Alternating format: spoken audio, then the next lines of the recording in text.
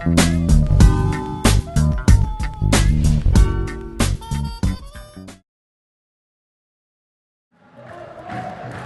الخليج في هذا اللقاء كل من احمد سعيد، ياسر شاخور، نسيم شويخات، علي سيهاتي، ابراهيم حكيم، وحسين العجمي، محمد الشايب، نجيب عباس، محمود العجمي، وعقيل السيهاتي، وعبد الله العلمي، وعباس السيهاتي، وادواردو، وماركو. مدرب الفريق عبد الجليل بوعناني، محمد الصبار اخصائي العلاج، وسامي الفضل اداري الفريق، صاعد مدرب عبد المنعم هلال، ومشرف عام كرة اليد المهندس احمد خريده.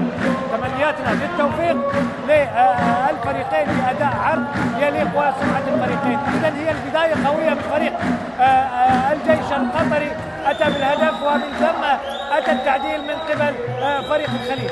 1-1 والدقيقه الثالثه بالتحديد مقطوعه الان، وهناك صافره من حكمي اللقاء.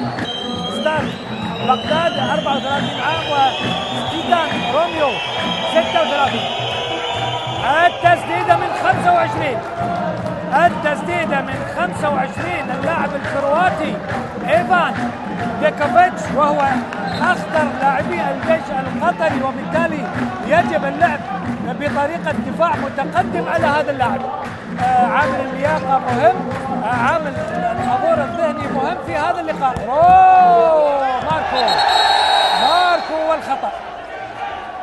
ماركو والخطأ وصافرة الحكم الروماني هو واللاعب الكرواتي ايفان، باعتبارهم لاعبين اجنبيين في هذا الفريق. ماركو مطلوب منه جهد كبير اليوم، ولفت انتباه للاعب 99 الكسندر كاشرين. ماركو ومحاولة الدخول وصافرة ياسر شاخور، يجب ان يلعب خلف المدافعين حتى يعطي فرصة لماركو ان يعمل شيء. كرت اصفر على الكسندر كاشرين. يتلقى البطاقة الصفراء، وبالتالي الدقيقتين قد تبدو قريبة على هذا اللاعب. مهدي سالم، ماركو، علي السيهاتي، ومحاولة الدخول، وحائط الصد البشري في منطقة النص مقفل تماما. ايفان تعود محاولة التسديد ومحاولة اللعب على الدائرة، ولكن مرتد الآن مع مهدي سالم، تصل إلى ماركو والدخول والكرت الأصفر أيضا لإيفان ديكوفيتش. برافو تأتي النتيجة الآن مع الدقيقة 7 بالتحديد. يتعادل الخليج 3-3 للجيش القطري. هنا صدت حسين العجمي وسلامات، وقع يعني بشكل غير جيد. ادواردو الى الدائرة والدخول ورمية 7 أهداف. برافو ياسر. متى ما تحرك الدائرة يفتح ثغرات كثير، يريح الباكات، يريح البنميكات، ويخلخل في الدفاع، يعني الدفاع مش عارف يمسك فيه، وهذا المطلوب من الكابتن ياسر، لازم يتحرك بهذا الشيء. حلو ياسر. هل يأتي هدف التعديل؟ تمويهها برافو يا حماد، صدها. هل يتقدم الخليج؟ ممكن. ادواردو، مهدي، ماركو، ادواردو، ومحاولة الدخول. هذه كراتك يا ادواردو. وهذا المطلوب الدفاع على المرمى والاختراق ومحاولة المراوغة بشكل سريع. لن يتقدم الخليج بالتحديد في الدقيقة 14 عن طريق هدف كان جميلا للاعب الاسباني ادواردو، لاعب بلد الوليد والذي يلعب في صفوف الخليج في هذه البطولة.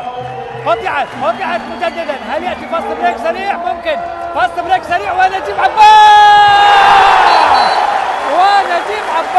برافو يا لعبي، هذا اللاعب الناشئ الواعد القادم بقوة. برافو. وقت مستقطع. هذا اللي قلنا فيه يا كابتن، قلنا لازم يصير الدفاع قوي، والفاستر بريك هو الحل الوحيد مع هذه الاجسام الكبيره. يعني فرصه الجيش القطري لا يعود بسرعه، بالتالي يجب على الخليج ان يلعب على هذا التاخير، ولكن كره ماركو اتت في الوقت المناسب لفاس كبريت، وهذا المطلوب من اللاعبين الخليج، السلاح اللي يستخدمونه في هذه المباراه. اذا هذه هي الاعاده الجميله لهدف هذا اللاعب الواعد الكسندر، ومحاوله التسديد. اوه يسدد هذا اللاعب دوسكو سيلكيا، يعني لاعب لا يقابل بشكل صحيح الى الامام، سوف يسجل. شوف تسديدته قويه، وبالتالي هو لا يلام فيها الحارس ابدا، باعتبار انه لا دفاع على هذا اللاعب. ياسر شاخور يجب ان يلعب خلف المدافعين حتى يعطي فرصه للباكين للعمل بشكل جيد مع هذا اللاعب. تصل مجددا الى علي السيهاتي، يبدع من خلال الجناح رغم انه يلعب في الباك الشمال، الا انه شوف السحب ايضا اللي ما اخذ باله حكم اللقاء، وبالتالي لو خذ باله حكم اللقاء راح يكون فيها دقيقتين. ايضا تصل الى دوسكو، تقطع علي السيهاتي، ياتي بالهدف، ممكن ياتي لا كان بالامكان ان يمرر الى ادواردو، ولكن معليش نعوضها، كان بالامكان ان يمرر الى ادواردو فاضي واريح له هدف يعني من نص الملعب، غير لما يكون الهدف من الجناح واللاعب مسكر معاك والحارس متمكن. كل هذه الامور صعب مهمل، كان الافضل يلعب الباص السهل المريح. هذه الاعاده امام عزيزي المشاهد. اذا اعزائي المشاهدين 7-7 بالتحديد في الدقيقه 19، كرات ما لها داعي ابدا تضيع. فاست بريك، يعني سنندم على هذه الكرات التي تاتي بشكل مريح ونحن نضيع. مهدي يحاول، والتصدي من حماده النقيب يلعب دور كبير في ترجيح كفه الجيش القطري. حراسه المرمى لها الدور الاكبر. حاول التسديد ثمانية، والتصدي ياتي دوسكو. اذا نذكر اعزائي المشاهدين بنتائج هذا اليوم، وهو اليوم الرابع في الدورة الآسيوية الرابعة عشر أبطال الأندية. فولاذ الإيراني والأهلي الإماراتي، الأهلي الإماراتي يتقدم 26-25، والشباب الكويتي يكسب نفط العراق بنتيجة 30-27 و21 مقابل 16 لذوبهان على الصداقة اللبناني، و27 مقابل 19 لفريق المظر يكسب الفحيحين الكويتي. وهي اللقاء الخامس في هذا اليوم. يا ترى من سيكسب ويحتل المركز الأول في هذه المجموعة؟ كل شيء وارد، الخليج ممكن يكسب والجيش القطري ايضا ممكن يكسب. عباس السيهاتي، عقيل السيهاتي الذي نزل بديلا، قطعت منه الكره من خلال حسن مبروك، وما فيها رميه 7 أمتار، هو الدفاع من خارج، وبالتالي يعني هي صافره اتت من حكم هذا اللقاء الروماني. ولكن دعونا نشاهد من خلال العرض البطيء. فاول عادي، يعني هو فاول طبيعي من الخلف، ثم يعني وقت لم يكن يسدد باتجاه كان في حالة الجري يعني. إذا 88 بلال، ويأتي بالهدف التاسع، بلال مبروك. يجب أن نلعب على الوقت ونأتي بهدف آخر، أو على أقل تقدير نخرج من هذا الشوط متقدمين بفارق هدف.